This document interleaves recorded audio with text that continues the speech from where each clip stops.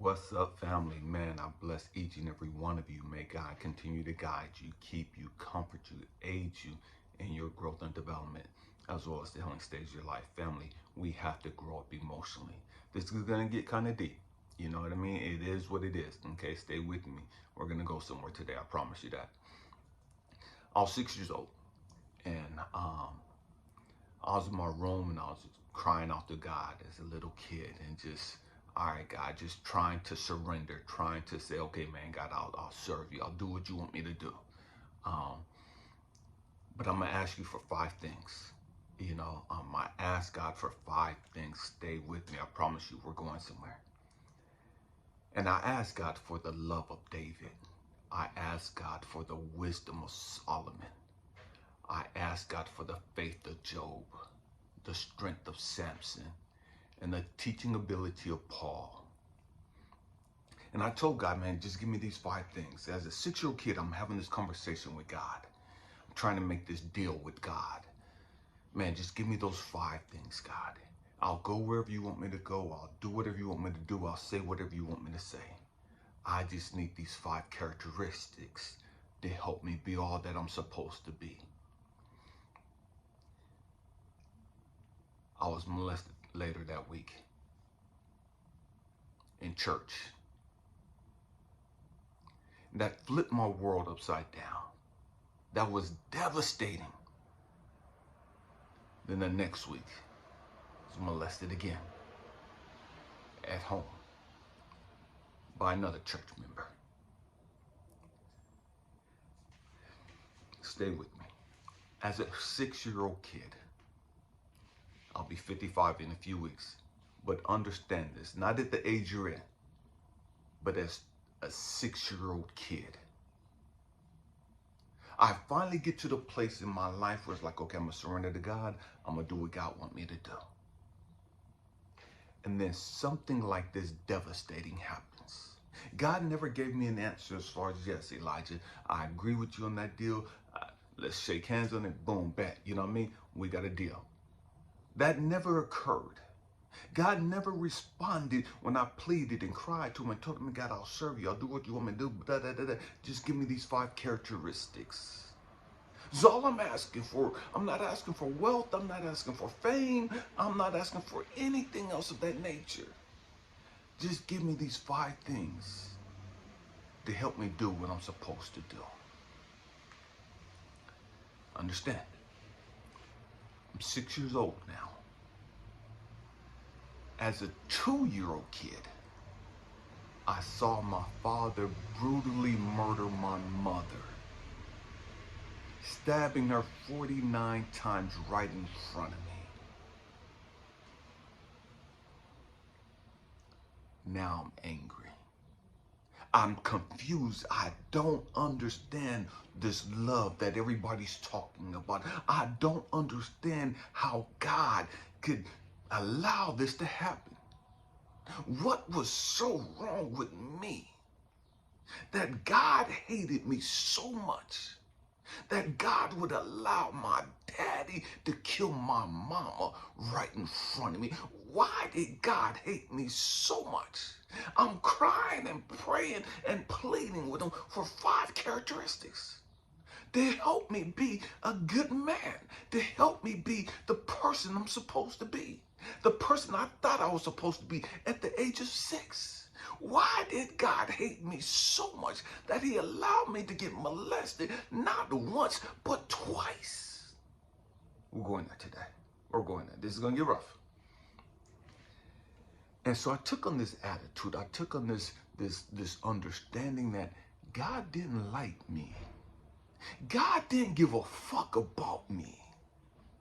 I actually thought that God hated me.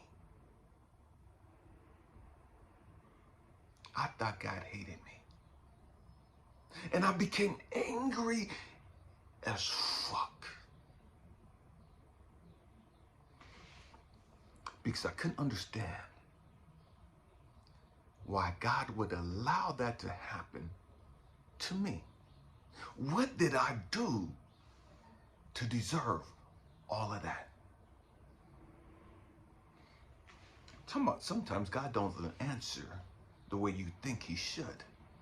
Sometimes the answers you're praying for aren't revealed the way you think they should be revealed. Sometimes you want something and God answers you totally different. Sometimes it doesn't even seem as though God answers you. We're talking about the real ones today. We ain't got time for you fake Pharisees and Sadducees. You know what I mean? We ain't got time for you religious fanatics, you zealots. You know what I mean? That are freaking hypocrites. We talking the real ones today. It's people that have been crushed, people that have been broken, people that have been devastated when their heart was pure, when their intentions and motives were righteous. Life hasn't been fair for some of us. Life has been devastating for some of us.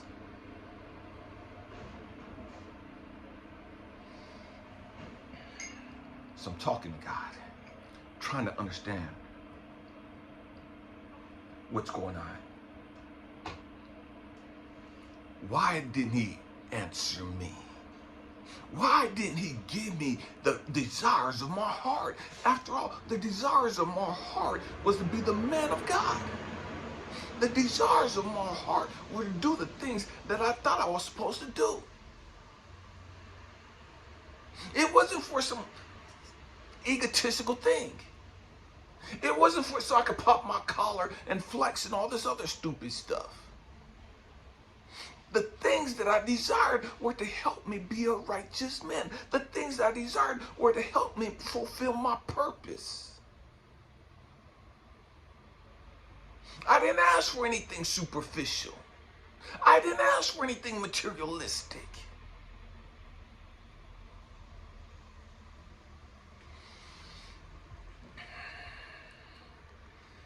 Sometimes we don't get the answer we want. Sometimes God answers us, but not the way we think he should answer us. Sometimes we gotta go the long way around. Sometimes we gotta go through pain and suffering for the answer to be revealed.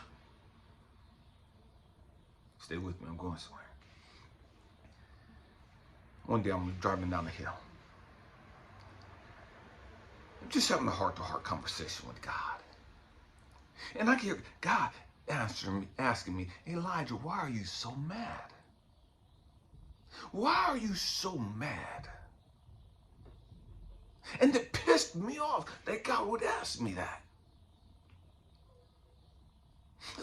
What the fuck are you talking about, God? Why am I so mad? Have you not seen my life? Have you not been paying attention to me? Have you had me on ignore status? God, you're supposed to know everything. You're supposed to be all-knowing.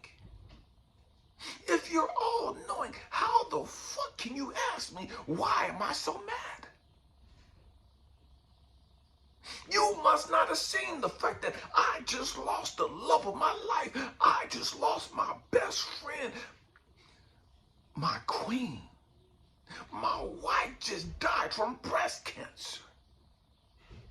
The year before, my brother died from colon cancer.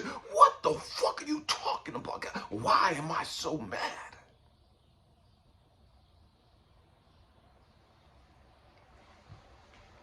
Did you not see my childhood?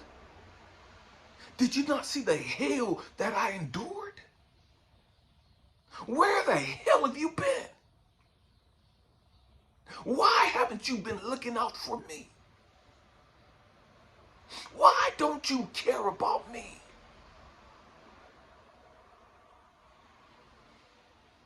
How come you don't love me, God?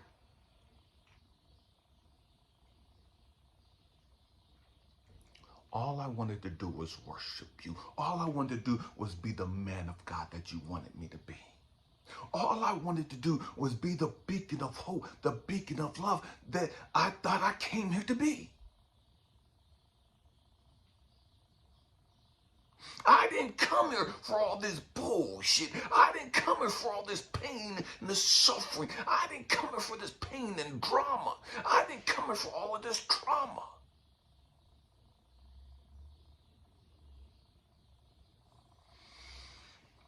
God asked me another question.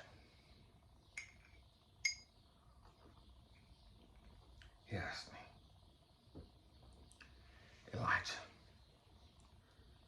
how can you be a beacon of hope if you've never gone through anything? How can you be a beacon of hope to those who've suffered, to those who've been abused, to those who've been abandoned, to those who've been neglected, to those who've been beaten down by life? How can you be a beacon of hope to those who've been violated? How can you be a beacon of hope to those who've been homeless? How can you be a beacon of hope to those who've lost the love of their life? How can you be a beacon of hope to those who've suffered the most? If you've never gone through anything, if you've never taken any losses, if you never lost your wife, how can you talk about that pain and that loneliness and that frustration and that anger that comes with that? How can you talk about, if you've never been molested, how can you talk about the pain and the trauma that comes from being victimized as a kid?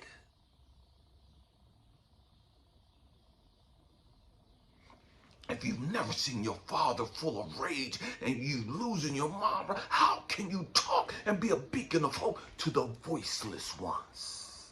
To those crying out and nobody listening to them. To those acting out and doing the most. Why? Because they're crying out for help. How can you be a beacon of hope to them if you've never gone through anything of that nature? We're going there today. And it is what it is. We've got to grow up emotionally. We've got to understand to those God has called, to those who God has chosen, to those God have anointed, you're going to go through hell. Get that through your motherfucking head. You're gonna go through hell.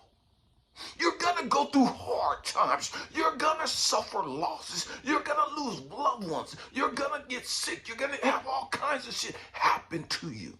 It is what it motherfucking is. It's part of the process. It's part of the learning lesson. It's part of the classroom. You've got to stay in a place emotionally and spiritually to where you can see the lesson in the situation. What is this teaching me about me? How is this going to help me in my journey? When my mother died, I had abandonment issues. When my mother died, I didn't think anybody wanted to hear me because I'm screaming to my daddy to stop and he wasn't listening. So I thought that my voice didn't matter. I thought that what I said didn't mean anything. I thought that what I said, nobody wanted to listen to me. Nobody would hear me.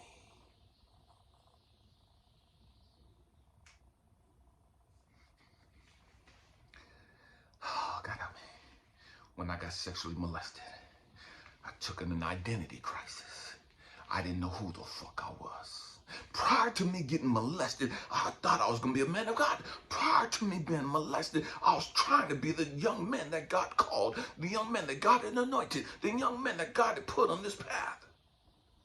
To walk a righteous life.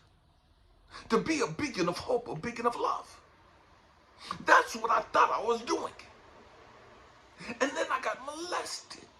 And I had an identity crisis that came crashing down upon me. My daddy didn't like me. My daddy killed my mama right in front of me. That showed me that my daddy didn't give a fuck about me. He didn't give a fuck about what that would do to me emotionally. He didn't give a fuck about how I would react to seeing something devastating like that. He didn't give a fuck about how I would react to being covered in my mama's blood.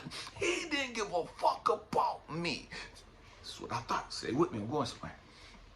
When I got molested at the age of 6, my mentality was, these motherfuckers don't give a fuck about me. They don't don't give a damn how that affected me. They don't give a damn how that affected my understanding about sexuality, my sexuality and all this other shit. I didn't have a fucking clue as to who I was.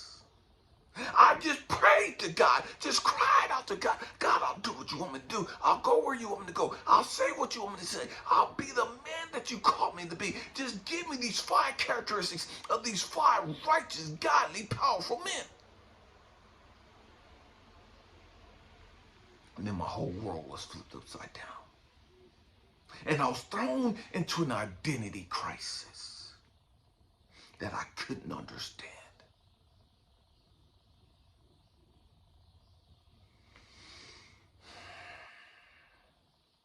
Real shit here. This is a grown folk channel. Everybody ain't emotionally and spiritually mature enough to handle this type of conversation. And it is what it is. This ain't for everybody. This is for you real ones out there that know who the fuck you are. This is for you real ones out there who's gone through some devastating shit and you're confused about who you are and how you're supposed to respond to whatever it is you're facing, whatever it is you went through. And you're looking for an answer. You're looking for some light to show you a way up out of your darkness, to show you a way up out of your depression, to show you a way up out of your suicidal thoughts. Because I've been there. I've walked that path. And so here's the trick.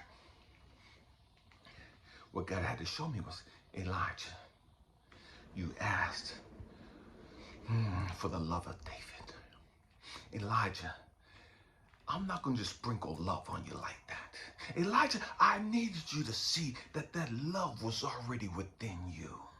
Elijah, you had to go through all of this hell for that love to come out. You're so compassionate. You're so giving. You're so nurturing. You're so loving.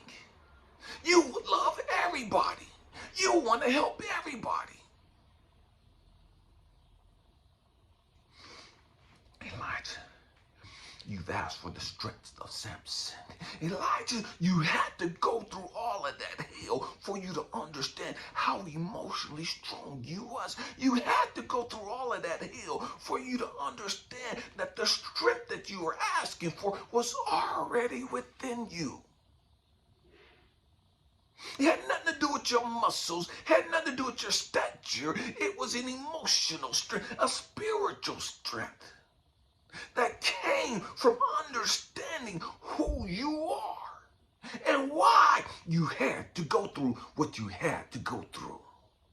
Elijah, everybody ain't got the mental strength or the spiritual strength to handle that pain and that suffering. That's why so many people are strung out on dope. That's why so many people have lashed out and have done something devastating that's cost them their freedom, and now they're locked up in prison for the rest of their life. That's why so many people have lost their minds and they're walking on the streets, completely clueless as to where they're at. Because they didn't have the emotional and spiritual ability or strength to go through the shit that they had to go through. Nor did they have the time, or not the time, but nor did they take the time to sit there to process what was going on and how they were supposed to learn from it, how they were supposed to grow from it. So many people have taken on a victim mentality. They hate the world. They hate dudes. They hate women. They hate black people. They hate white people. They hate Hispanic people. They hate Asian people. They hate people because of the shit that they've endured. Never taking the time to understand the lesson that they were supposed to get. And the lesson is never to get you to hate people. It's to get you to be more loving. It's never to get you to despise people or be jealous or bitter or angry. The lessons that teach you to be forgiving. The lessons that teach you to be grateful. The lessons that teach you you have the wisdom already within you. You have the knowledge already within you. You have the strength already within you.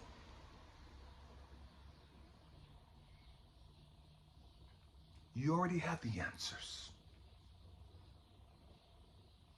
You just got to push past your grief. You just got to push past your anger. You just got to push past your hate.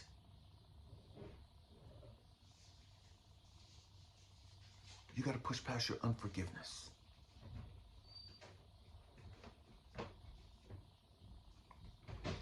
And in that place,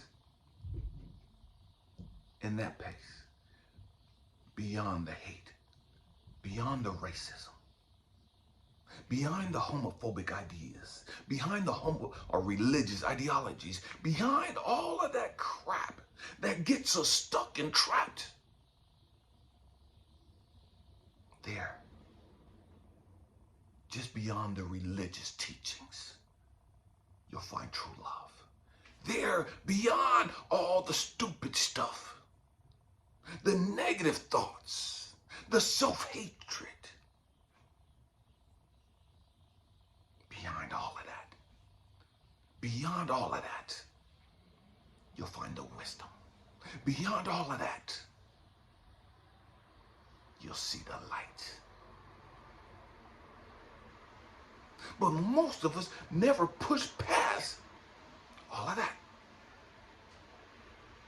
The pain and the trauma becomes a barrier that stops us. The pain and the trauma, the fears and insecurities, the hatred, the victim mentality, the lack mentality becomes a barrier that stops us from reaching our full potential. But you got to learn how to push past that.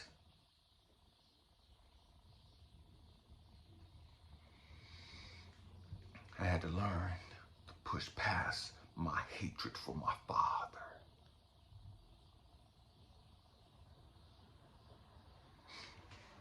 I had to learn to push past my hatred for Christians. I had to learn to push past my hatred for my family not accepting me and embracing me and loving me and nurturing. I had to push past my unforgiveness towards them.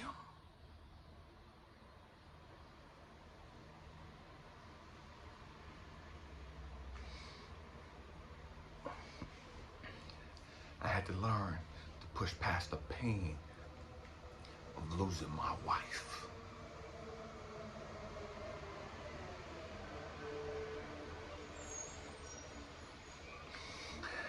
Came to New York a couple years ago and hooked up with this young lady. Man, fell madly in love with her, and man, she was like, whew, man, there is hope, you know what I mean? And man, I was just excited and just put this woman on a pedestal. This woman's all that to me, you know what I mean? And man, we went through a situation and man, she threw me away, you know what I mean? And I found myself homeless in New York City. I found myself fighting for my freedom.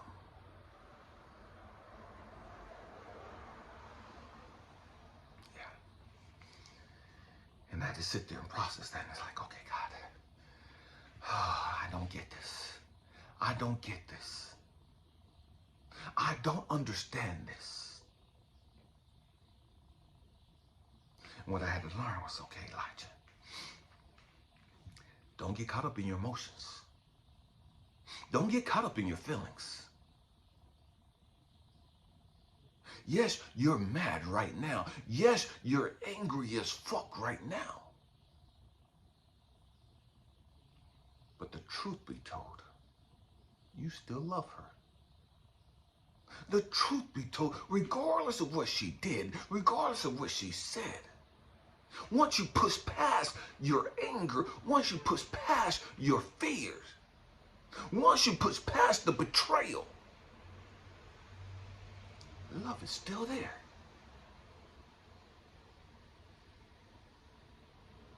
Love is still there. Why am I saying that? Because that's who we are. We're beacons of love. We are love at our core.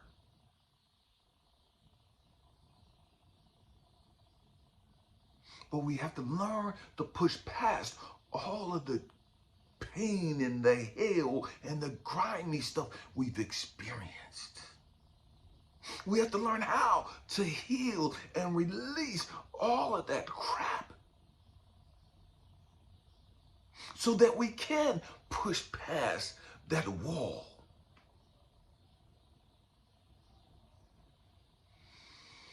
Man, we got to grow up emotionally. We got to grow up emotionally. We got to understand that, man, there's a wall up. It's an invisible wall. It's an invisible fortress around you that keeps you from walking into your true purpose, that keeps you from fulfilling your purpose. And that wall is not something manufactured by other people. That wall has nothing to do with racism. That wall has nothing to do with political ideology. That wall has nothing to do with religious doctrination. That wall has everything to do with you. You. You. It ain't about my daddy who murdered my mama. It ain't about the guys who molested me when I was 6. It ain't about my family doing all the crazy shit that they did to me. It ain't about the women that have broke my heart. It ain't about my wife dying of cancer. It ain't about my wife that abandoned me and rejected me and threw me away in New York. It ain't about none of that. It's about you. It's about me. How do we react? How do we respond to whatever it is that we go through? Because you're going to go through some shit. And it is what it is. It's a part of life. But can you grow from whatever it is you go through? Can you release it to keep moving forward? That's the question. It don't matter what happens to you. It don't matter what happened to you.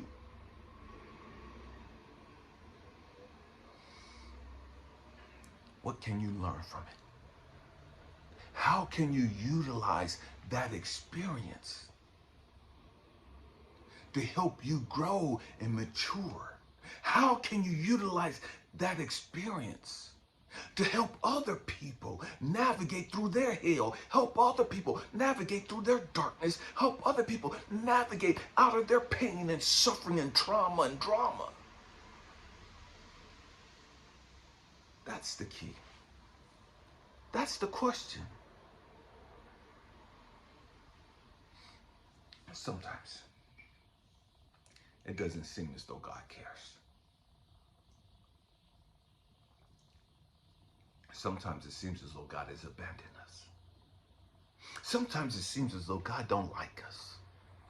Sometimes it seems as though God hates us. Because we got to go through the hard tests. Because we got to face these challenging circumstances. And it's confusing to us. It doesn't make sense to us. Because we're fixated on the problem, we're fixated on the circumstance, as opposed to how this is going to bless us, as opposed to how this is going to help me, as opposed to what am I supposed to learn from this? As long as I'm fixated and focused on the problem, I'll never learn the lessons. As long as I'm fixated on the problems, I'll never heal. As long as I'm fixated on the problem, I'll never move beyond this point. We got to grow up emotionally. We got to grow up spiritually. It is what it is. Man, family. I know everybody can't handle this type of conversation. And I make no apologies for that. I'm not going to change who I am to appease you. That's not why I came here. I love you guys. I thank you for rocking out with me. Happy healing. Peace. I love you guys.